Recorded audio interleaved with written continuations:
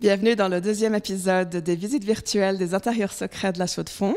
Et nous sommes dans le Salon Bleu, qui était le salon de musique privé d'un patron horloger qui s'appelait Charles-Rodolphe Spillmann.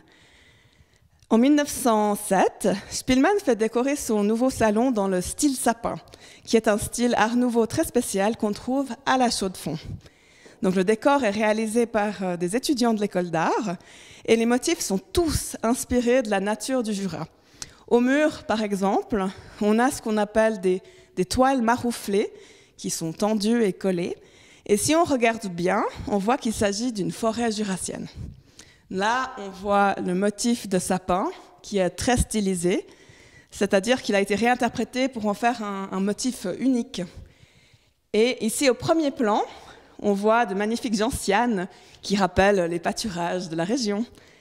Donc absolument tout dans cette pièce est décoré, a été réfléchi, a été conçu comme un ensemble, notamment ce cache-radiateur qui a été travaillé à la main en métal repoussé et puis sur lequel on voit un renard ou un loup qui regarde d'un air un peu affamé un oiseau qui s'envole. Donc tout est une sorte d'œuvre d'art totale. Et puis il y a un élément que j'aime tout particulièrement, ce sont les poignées des portes qui montrent le niveau de détail. Vous voyez bien que là, il y a la tête, c'est un escargot stylisé, et là, il y a la tête, et la coquille, en fait, est la poignée, comme si on avait déroulé la coquille pour styliser le motif. Donc l'usine Spillmann fabriquait des boîtes de montres, c'était une activité très importante à la Chaux-de-Fonds, et les boîtes, elles étaient en or, donc il fallait faire un petit peu attention à la matière première, qui était très précieuse.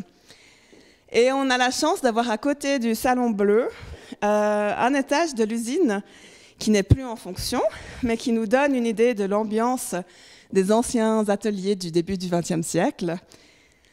Alors, il y a une chose qui est essentielle et qui est prépondérante, c'est les longues rangées de fenêtres, ces grandes baies vitrées qui permettaient de faire entrer un maximum de soleil, ce qui était vraiment important parce qu'on travaillait sur de toutes petites composantes.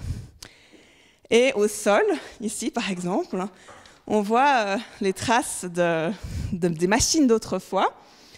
Donc, il y avait les grandes machines lourdes au centre. Puis après, à l'établi, il y avait encore quelques petites machines et les ouvriers se tenaient aux fenêtres vers ces petites machines.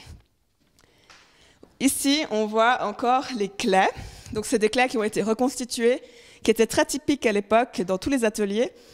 Et elles permettaient d'une part de récolter l'huile qui tombait par terre depuis les machines, donc on ne glissait pas. Mais ici, ça permettait aussi de récolter la poussière d'or. On pouvait brûler les claies et on récupérait la matière première qui avait une grande valeur. Et une dernière chose que je voudrais vous montrer, ce sont ces fenêtres. Ça, c'est vraiment un luxe que Charles-Rodolphe Spillmann s'est payé.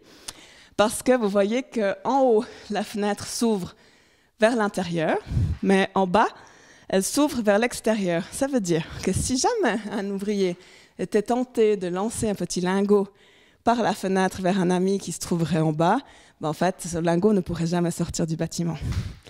Il y a encore beaucoup de choses qu'on pourrait dire sur ce lieu et en lien avec l'horlogerie et l'art nouveau.